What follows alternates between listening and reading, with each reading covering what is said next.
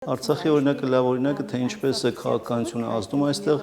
Արցախի օրինակը ցույց տվեց, թե ինչպես կարող են մեծ պետությունները իրենց քաղաքական, տնտեսական շահերը հաշվի առնելով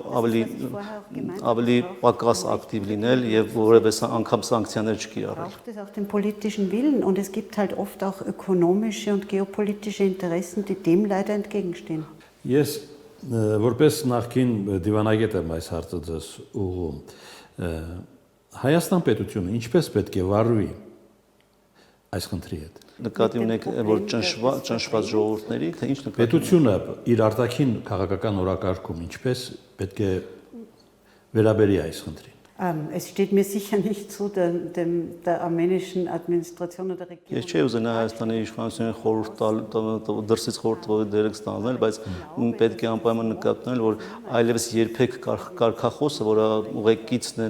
բոլորին ուղեկցում նաև Ավստրիայում եւ Գերմանիայում, նա կարող է ուղեկցել նաև այստեղ եւ մշտապես հիշեցնել այդ ամենը,